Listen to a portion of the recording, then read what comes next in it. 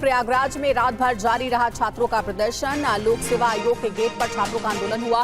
प्रदर्शन वाली जगह पर भारी पुलिस बल तैनात है।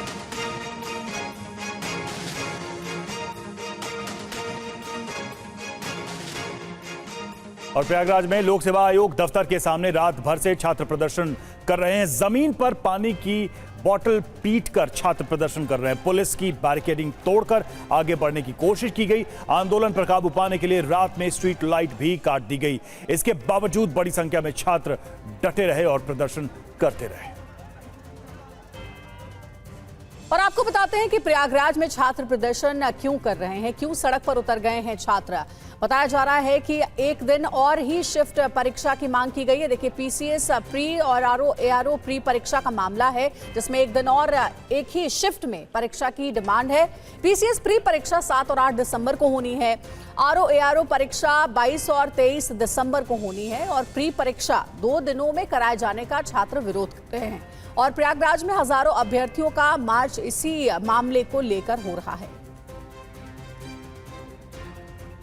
वहीं प्रयागराज के डीसीपी अभिषेक भारती ने छात्रों से शांतिपूर्ण तरीके से प्रदर्शन की अपील की है।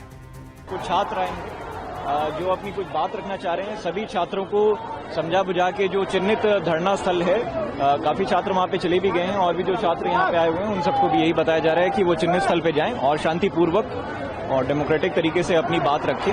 उनकी बात जो है वो उच्च स्तर पे रेज की जाएगी और सब तक पहुंचाई भी जाएगी। और चलिए आपको बताते हैं कि परीक्षाओं में नॉर्मलाइजेशन क्या होता है। आसान भाषा में समझे कि क्या होता है नॉर्मलाइजेशन। तो कई दिन होने वाली परीक्षाओं में लागू होती है ये व्यवस्था। एक ही परीक्षा का अलग अलग दिन आयोजन किया जाता है। हर दिन परीक्षा में सवाल भी अलग अलग होंगे। एक के मुकाबले दूसरा प्रश्न पत्र कठिन हो सकता है, ये भी चांसेस है। अलग अलग प्रश्न पत्र कठिन या आसान भी हो सकते हैं। अंतर को खत्म करने के लिए ही नॉर्मलाइजेशन की प्रक्रिया अपनाई जाती है। ऐसे में परसेंटाइल पर तैयार होता है रिजल्ट। तो ये प्रक्रिया अपनाई जा रही है और इसको लेकर देखिए लगातार कई तरह के सवाल हैं। और आपको सुनाते हैं कि यूपी लोक सेवा आयोग के दफ्तर के सामने प्रदर्शन कर छात्रों की मांगे क्या है।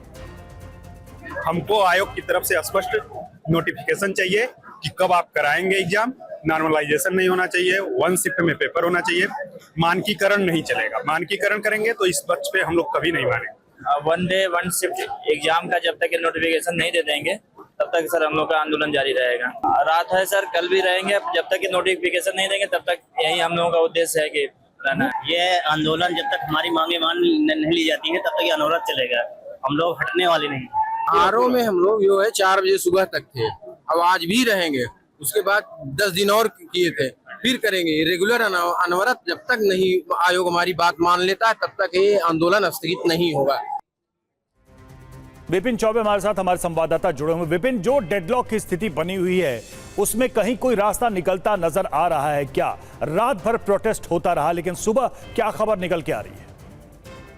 देखिए, देर रात रवि इस पूरे मामले में सरकार की तरफ से ये जवाब दिया गया है और मीडिया को ये बताया गया है कि हमारा मकसद किसी प्रकार की गड़बड़ी को रोकना है और इसके अलावा पहले जो परीक्षाएं संपन्न हुई हैं उसमें गड़बड़ी और छात्रों के भविष्य से खिलवाड़ हुआ है, हम वो नहीं चाहते हैं।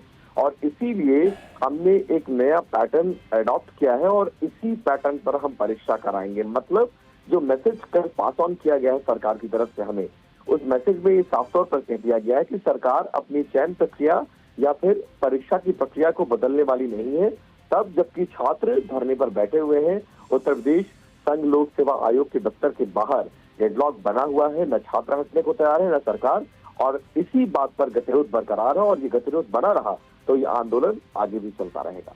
शुक्रिया विपिन आपका इस जानकारी के लिए।